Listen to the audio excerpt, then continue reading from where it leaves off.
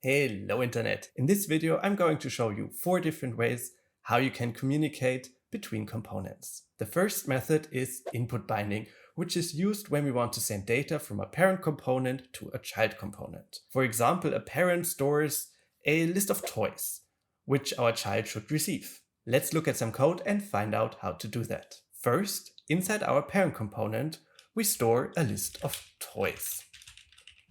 And what should it play with? I guess a PlayStation and an Xbox, of course. And then we define a single toy for our child. Well, in the beginning, our child has not received any toys yet, obviously, so we assign an empty string as default value in here. Next, we need the add input annotation to tell Angular that this is in fact an input property. Let's head over to the child's HTML and actually display the toy the child is currently playing with. Lastly, we need to establish the actual parent-child relationship by placing the child selector inside the parent's HTML like so. And then, on the left side, in square brackets, we write the name of the input property from the child and assign it to the value of the parent property. Ta-da!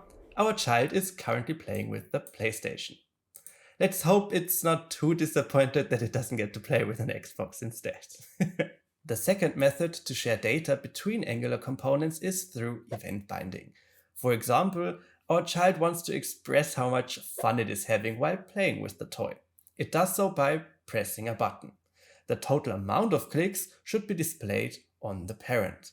Let's see how it's done. In order to use event binding, our child component needs to expose an event emitter. Let's call it fun. And this output property is annotated with @output. Let's take care of the import. Alright, let's hop over to our child HTML and actually write that button. It could say, "This is awesome."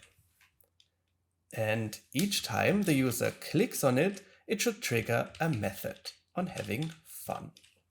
Now, let's define that method in our child such that it emits our event with a value of 1, meaning the button was clicked once. Now, in the HTML of the parent, where we have our child selector, we share those properties. In normal brackets, we type the output property, which we called fun, and assign it to a method inside the parent. Let's call it onChildHavingFun. And as parameter, we plug in here our event. Now let's get to our parent and actually define that method onChildHavingFun.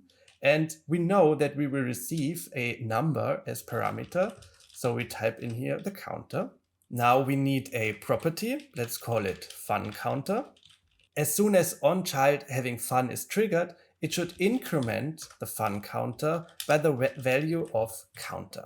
All what's left to do is to actually display the information in the parent component's HTML. So how often the child, spelling mistake, how often the child is having fun. Now look at the final result. As soon as I click on the button within the child component, the parent component's counter updates. The third method for passing data between Angular components is injecting the child into the parent as viewchild. If we achieve this, we are able to access all public properties and methods from the child. There's a little more work required though, so let me walk you through this step by step. First, let's give our child component an actual name. I'm not very creative, so I just give it mine. And we do the exact same inside our parent component, which should later hold the value of the child's name. And we initiate it with an empty string as default value. So inside our parent component, we can display the name of the child. In the parent component, we need to import @viewchild and inject our child component like so. Additionally, we need to implement the afterViewInit lifecycle hook. Let's take care of the import and write the method down. And what we want to achieve is to assign the value of this child name to the actual value of this child name. This one is really important to avoid errors. You see, Angular renders our parent first and only then the child. So initially the child is not available to us. We need to wait for the after viewInit hook. However, when Angular calls this hook, it is too late to update the parent. You see, updating parent and child in the same cycle is not something Angular does. So what we need to do is to wrap this inside a set timeout and actually wait one tick. And now it's working. But what if we do not have a direct parent-child relationship? What if we have a sibling or a completely unrelated component? Thankfully, there's also a handy solution for that in Angular, using a service. This way the sibling can, for example, also share its name with the parent component. For this, we head over to our toy service and define an event emitter. Let's call it requested sibling name.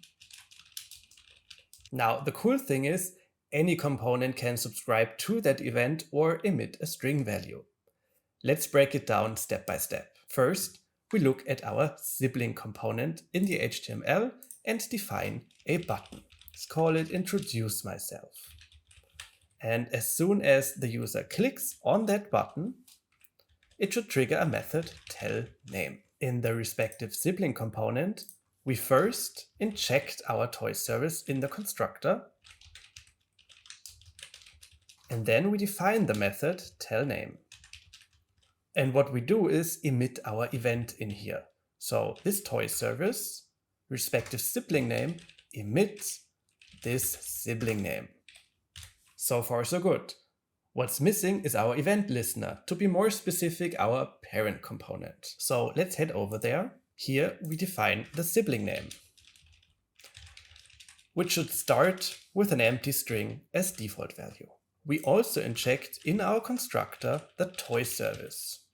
Additionally, we implement the onInit lifecycle hook and take care of the import. We are doing this because we want our component to be listening to the sibling's name as soon as it gets created by Angular. In the onInit lifecycle hook, we subscribe to our toy service,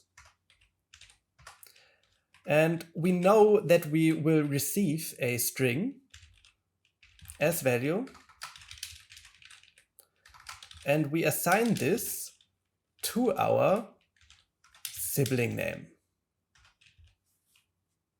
As a last step, we only need to add to the HTML the name of our sibling. And voila! We click on the button and the parent receives the name.